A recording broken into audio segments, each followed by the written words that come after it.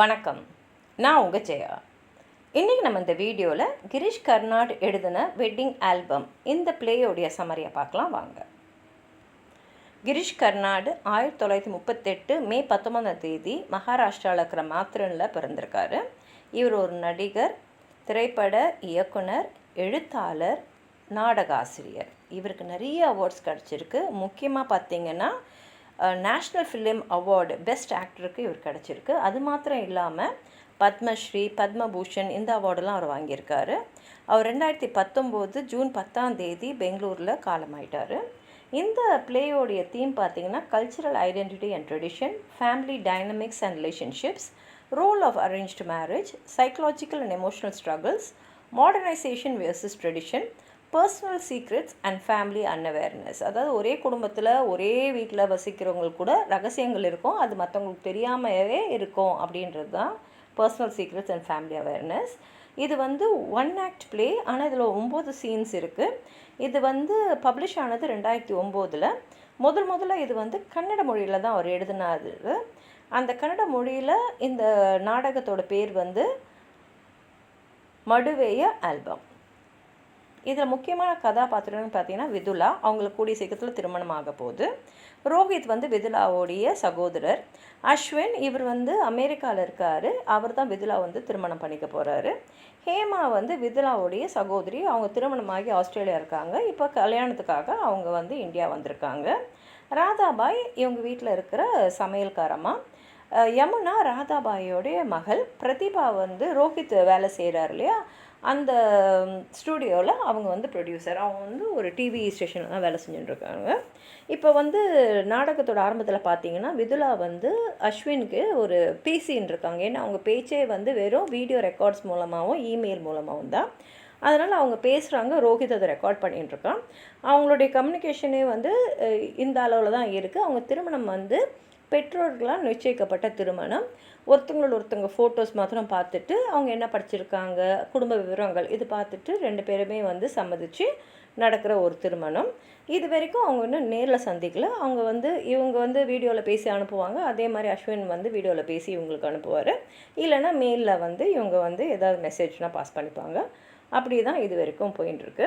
இப்போ ரோஹித் எப்படியாவது நம்ம வேலை செய்கிற டிவி ஸ்டேஷனில் ஒரு ஸ்கிரிப்டை நம்ம சீரியல் ரெடி பண்ணிடணும் அப்படின்னு சொல்லிட்டு விதுலாவுடைய கதையே போய் சொல்கிறான். இந்த மாதிரி ஒரு பிராமின் ஃபேமிலியில் பிறந்த பொண்ணு, இப்போ அமெரிக்காவில் ஒரு மாப்பிள்ளை.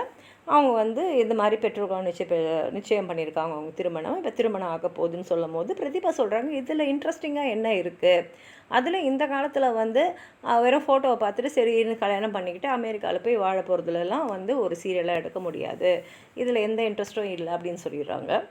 இப்போ ரோஹித்துக்கு வேறு ஏதாவது கதையை பண்ணி எப்படியாவது நமக்கு ஒரு ப்ராஜெக்ட் கிடச்சிடணும் அப்படின்ற ஆர்வத்தில் அவன் இருக்கான். ராதாபாய் அவங்க வீட்டில் சமையல் வேலை செய்கிறவங்க. அவங்களுக்கு யமுனான்னு ஒரு பொண்ணு இருக்காங்க. இந்த யமுனா என்ன பண்ணிடுறாங்கன்னா ஒரு பணக்காரரை காதலித்து அவரோட ஓடி போய் கல்யாணம் பண்ணிக்கிறாங்க.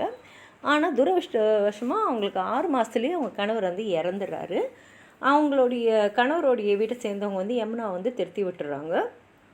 ராதாபாய்க்கு அவங்க ஓடி போய் திருமணம் பண்ணிக்கிட்டதுனால அதுக்கப்புறம் அவங்கக்கிட்ட தொடர்பே இல்லை. அதனால் அவங்க பொண்ணுக்கு நடந்ததெல்லாம் ராதாபாய்க்கு தெரியாது. ஆனால் அங்கே இங்கேன்னு ஏதோ செய்திகளை கேட்குறாங்க. ஆனால் எதை நம்புறதுன்னு அவங்களுக்கு தெரியல. அதனால் அவங்க பாட்டுக்கு அவங்க பொண்ணை நினச்சிக்கிட்டு அவங்க வீட்டில் இருக்காங்க. யமுனா ரொம்ப வருஷம், அதாவது அந்த 6 மாதம் கழித்து அவங்க வீட்டை விட்டு திருத்திட்டாங்க இல்லையா, அங்கே இங்கெல்லாம் போயிட்டு அவங்க மனநிலையம் பாதிக்கப்பட்டுடுது. ஒரு நாள் இந்த கல்யாண வேலையெல்லாம் நடந்துட்டு இருக்கும்போது அந்த வீட்டு வாசலில் அவங்க அம்மாவை கூப்பிட்றேன். அவங்க பொண்ணு கூப்பிட்ற சத்தம் கேட்டோன்னே கடன்னு அவங்க போகிறாங்க வெளியில். ஆனால் அதுக்குள்ளே என்ன ஆகிடுதுன்னா, இப்போ யமுனா ஒரு மாதிரி மனநிலை பாதிக்கப்பட்டது மாத்திரம் இல்லாமல் அவங்க போட்டிருக்க ஆடையெல்லாம் கிழிஞ்சி போய் கந்தலாக ஒரு பிச்சைக்காரி மாதிரி ஒரு பைத்தியக்காரி மாதிரி இருக்கிறதுனால வெளியில் கொஞ்சம் குழந்தைங்களாம் விளையாடிட்டு இருந்தாங்களே, அவங்களாம் என்ன பண்ணுறாங்கன்னா அவன் மேலே கல்லை தூக்கி அடிக்கிறாங்க. கல்லை தூக்கி அடிக்கிறதுனால பயந்து போன யமுனா அவங்க மனசும் கொஞ்சம் பாதிக்கப்பட்டிருக்கு. அங்கேருந்து ஓடி போயிடுறாங்க. ராதாபாய் பார்க்கும்போது யமுனா அங்கே இல்லை, ஓடி போயிடுறாங்க. ஆனால் அவங்களுக்கு குரல் கேட்டது உண்மைதான் அப்படின்றது புரிஞ்சிடுது. அதனால் அவங்க காதால் கேட்ட நிறைய செய்தி உண்மையாக தான் இருக்கும் போல இருக்குன்னு நினச்சிட்டு அவங்க உட்காந்து அழ ஆரம்பிச்சிடுறாங்க. இப்போது யமுனோட கதையை போய் ரோஹித் பிரதீபா கிட்ட சொல்லும் போது பிரதீபா சொல்கிறாங்க, இதில் நிறைய ட்விஸ்ட்டுலாம் இருக்கே, சரி இந்த கதையை நம்ம சீரியலாக பண்ணலான்னு. ரோஹித்துக்கு ரொம்ப சந்தோஷம். ஏன்னா இப்போ அவனுக்கு ஒரு ப்ராஜெக்ட் கிடச்சிடுச்சு. இப்போ ரோஹித் வந்து இசபெல்லான்னு ஒரு கிறிஸ்துவ பொண்ணை வந்து லவ் பண்ணிகிட்ருக்காரு. ஆனால் ரோஹித் வந்து ஒரு பிராமண குடும்பத்துலேருந்து வர்றதுனால அவருக்கு நல்லா தெரியும் இது வந்து திருமணத்தில் முடிகிறது கஷ்டம்னு. ஏன்னா கண்டிப்பாக அவங்க குடும்பத்தில் இதை ஏற்றுக்கவே மாட்டாங்க. சமுதாயத்தில் அவங்களுக்குன்னு ஒரு கௌரவம் இருக்குது. அதை எதிர்த்து பண்ணுற அளவுக்கு ரோஹித்துக்கு தைரியம் இருக்கா அப்படின்றது ஒரு சந்தேகமான விஷயந்தான். இப்போ விதுலாவை பார்த்திங்கன்னா நிறைய நேரம் இன்டர்நெட்லேயே இருக்காங்க. அதனால் அவங்க அக்கா வந்திருக்காங்களே ஹேமா ஆஸ்திரேலியாவிலேருந்து, அவங்க கேட்குறாங்க எப்போ பார்த்தாலும் இன்டர்நெட்லேயே இருக்கே என்ன பண்ணிகிட்டு இருக்க அப்படின்னு கேட்கும்போது இல்லை நான் சுவாமிஜியோடைய வீடியோஸ்லாம் பார்த்துட்டுருக்கேன் அப்படின்னு சொல்லிடுறான். ஆனால் உண்மையிலே அவள் பார்க்குறது வந்து ஆபாசமாக இருக்கக்கூடிய நிறைய கண்டென்ட்ஸ் தான் பார்த்துட்டுருக்கா. இது ரோஹித்துக்கும் தெரியும். ஆனால் அது அவங்க கண்டுக்கவும் இல்லை, மற்றவங்க கையில் சொல்லவும் இல்லை. இப்போது என்ன ஆகிடுதுன்னா ஹேமா அவங்க வந்து ஆஸ்திரேலியாவில் செட்டில் ஆகிட்டாங்க இல்லையா. அவங்க வந்து விதுலா கிட்ட சொல்கிறாங்க இது மாதிரி திருமணத்துக்கு அப்புறம் உன்னால் அந்த சூழ்நிலை ஏற்றுக்க முடியல, மனசு ஒத்து போகலன்னா நீ தைரியமாக டிவோர்ஸ்க்கு போகலாம், அதில் தப்பே இல்லை. ஏன்னா வந்து பிடிக்காத வாழ்க்கையை நீ வாழணும்னு அவசியம் இல்லை. ஆனால் அதுக்காக அவசரப்பட்டு நீ எந்த முடிவும் எடுக்கக்கூடாது. அதுக்குன்னு கொஞ்சம் நேரம் கொடுக்கணும், அதுக்குன்னு ஒரு சந்தர்ப்பம் கொடுக்கணும். முடிஞ்ச அளவு பேசி உன் நிலைமையை புரிய வைக்கணும், அவங்க நிலைமையை நீ புரிஞ்சுக்கணும், வாழ்க்கையை சந்தோஷமாக வச்சுக்கணும் அப்படின்ற அட்வைஸை கொடுக்குறாங்க. இப்போ ஹேமாவை பக்கத்து வீட்டில் இருக்கக்கூடிய ஒரு 17 வயசு பையன் வந்து காதலிக்கிறான். அவனுக்கு நல்லா தெரியும் ஹேமாவுக்கு திருமணம் ஆகிடுச்சு, அவங்களுக்கு குழந்தை இருக்குலாம். ஆனால் என்னவோ தெரியல அவனுக்கு வந்து இவங்க மேலே ஒரு ஈர்ப்பு. இது ஹேமா வந்து அவனை வந்து விலைக்கு போக தான் வைக்கிறான். ஆனால் அவன் செய்கிறதெல்லாம் ஒரு மாதிரி ஹேமாவுக்கு ரொம்ப பிடிச்சிருக்கு. ஏன்னா அவன் ஒரு டீனேஜ் பொண்ணை எப்படிலாம் லவ் பண்ணுவானோ, அது அவங்களுக்கு சாக்லேட் கொடுக்குறது, டான்ஸ் ஆடுறது, பாட்டு பாடுறது எல்லாம் அந்த வயசு பசங்களை எப்படி செய்வானோ அதே மாதிரி தான் அவன் ஹேமாவை பார்க்குறான், செய்கிறான். அதனால் ஹேமாவுக்கும் வந்து அவன் செய்கிறதெல்லாம் பிடிச்சிருக்கு. ஆனால் அவனை வந்து விலக வச்சுட்டே தான் இருக்காங்க. இப்போ அஸ்வினோட குடும்பம் அங்கே வந்துடுறாங்க. இப்போ விதுலா என்ன நினச்சிட்டு இருக்கான்னா, சரி நம்ம அக்கா மாதிரியே நம்மளும் வந்து அமெரிக்கா போகிறோம், அக்கா ஆஸ்திரேலியாவில் போய் எப்படி சுதந்திரமாக இருக்காலோ அதே மாதிரி நம்மளும் அமெரிக்காவில் போய் அந்த அமெரிக்கன் கல்ச்சரில் நல்லா சுதந்திரமாக சந்தோஷமாக இருக்கலாம். ஏன்னா வீட்டுக்குள்ளே அவ்வளோ கட்டுப்பாடுகள் இருக்குது. அவங்க வந்து ஒரு ஆர்த்தடாக்ஸ் பிராமின் ஃபேமிலின்றதுனால நிறைய கட்டுப்பாடுகள் இருக்குது. அதனால் அமெரிக்காவில் போனால் நம்ம சுதந்திரமாக இருக்கலாம், நினச்ச வாழ்க்கையை வாழலாம் அப்படின்னு நினச்சிட்டு இருக்காங்க. ஆனால் அஸ்வின் என்ன சொல்கிறாருன்னா, நான் பிறந்து வளர்ந்ததெல்லாம் அமெரிக்கா இருந்தாலும் எனக்கு இந்த பிராமின் வேல்யூஸ் இதெல்லாம் ரொம்ப முக்கியம். அதனாலேயே நான் வந்து நம்ம கம்யூனிட்டியில் இருக்கிற ஒரு பொண்ணு தான் திருமணம் பண்ணிப்பேன். அந்த வந்து நான் எதிர்பார்க்குற ஒரு பிராமின் ஒய்ஃபை தான் நான் திருமணம் பண்ணிக்கணும் அப்படின்ற எண்ணத்தில் தான் இருந்தேன். அதுதான் நான் தேடிட்டு இருந்தேன். நீ அந்த மாதிரி இருப்பியான்னு கேட்கும்போது அஸ்வினோட எதிர்பார்ப்பு வந்து விதுலாவுக்கு தெரிஞ்சிடுது. உள்ளுக்குள்ளே வந்து அவங்களுக்கு நம்ம சுதந்திரமாக இருக்கணும், அப்படி இருக்கணும் அப்படி நினச்செல்லாம் நடக்காது, இதே கட்டுப்பாட்டோடு தான் நம்ம அங்கேயும் இருக்கணும் அப்படின்றது அவளுக்கு புரிஞ்சிடுது.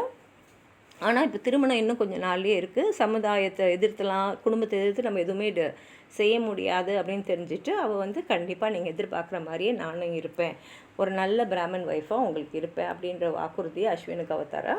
இப்போ ரோஹித்துக்கும் புரிஞ்சிடுது, அவன் வந்து இசபெல்லாவை திருமணம் பண்ணிக்கிட்டால் அவன் குடும்பத்தை இழக்கணும், அதுக்கப்புறம் அவங்க குடும்பத்துலேருந்து அவனுக்கு வரக்கூடிய சொத்து அவனுக்கு வராது, அதே மாதிரி சமுதாயத்துலேயும் அவனுக்கு வந்து அவங்களோட கம்யூனிட்டியில் அவனை ஏற்றுக்க மாட்டாங்கன்னு. அதனால் அவனும் முடிவு பண்ணிடுறான், காதலை விட நமக்கு இதெல்லாம் தான் முக்கியம், வாழ்க்கையில் வந்து ஒரு அந்தஸ்தோடு வாழணும், அதனால் நம்ம கம்யூனிட்டியை சேர்ந்த ஒரு பொண்ணையை திருமணம் பண்ணிக்கலான்ற முடிவு பண்ணிடுறான். நாடகம் வந்து விதுலாவுக்கும் அஸ்வினுக்கும் திருமணம் நடக்கிறதோட முடிஞ்சிடுது. உங்களுக்கு அதாவது சொல்லணும்னு நினச்சிங்கன்னா கீழே இருக்கிற கமெண்ட் பாக்ஸில் எழுதுங்க. இந்த வீடியோவை லைக் பண்ணுங்கள், ஹைப் பண்ணுங்கள், உங்கள் ஃப்ரெண்ட்ஸ் கூட ஷேர் பண்ணுங்கள். சப்ஸ்கிரைப் பண்ணாதவங்களாம் ப்ளீஸ் சப்ஸ்கிரைப் பண்ணி சப்போர்ட் பண்ணுங்கள். நன்றி.